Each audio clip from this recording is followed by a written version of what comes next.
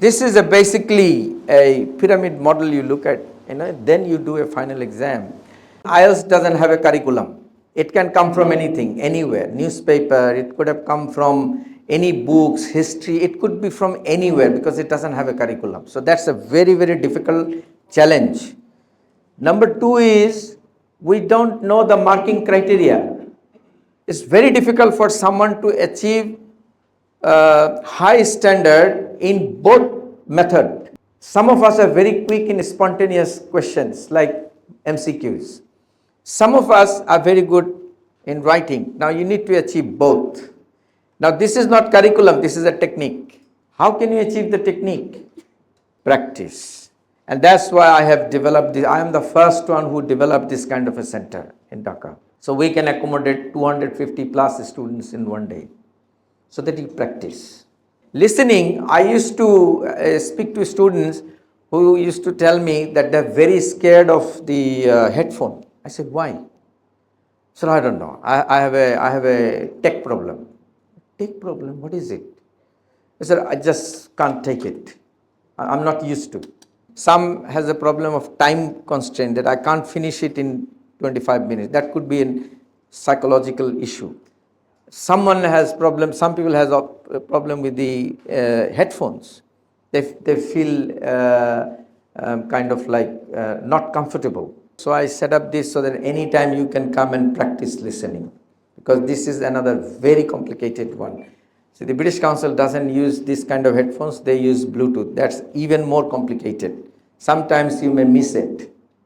So you really need to practice it so that you can guess. If you miss something, you can guess. What are you missing? Okay, it's all about practice. The other thing is the feedback.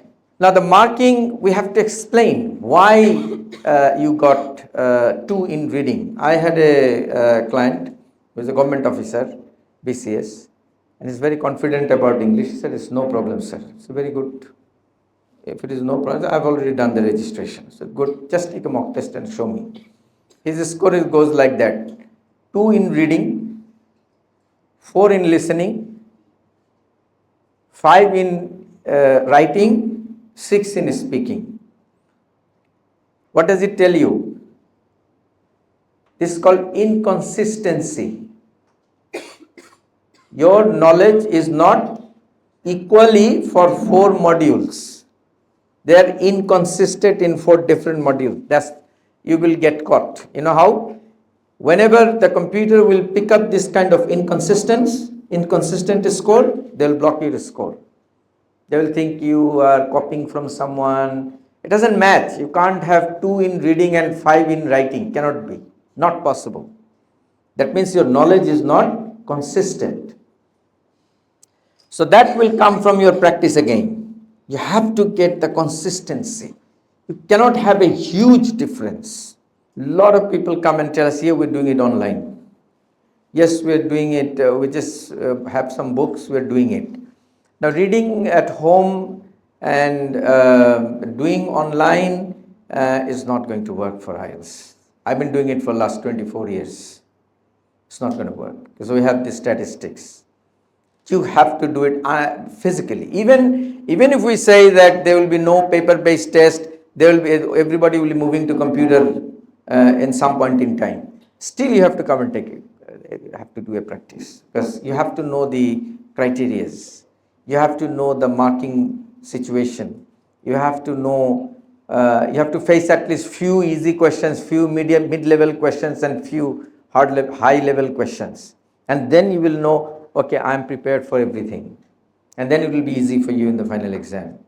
So, I'm not against online. We are actually already created some online material, very high level. You will be having the access to it very soon. That's okay. I mean, that's for your practice. You do a practice at home, you listen to it at home. Some reference will be there. There will be some mock test online there as well. Also, you can practice. But this is a real environment that you have to face. This is because of the timing, because of the practice. Okay. Other than that, you get into problem because we don't have the practice.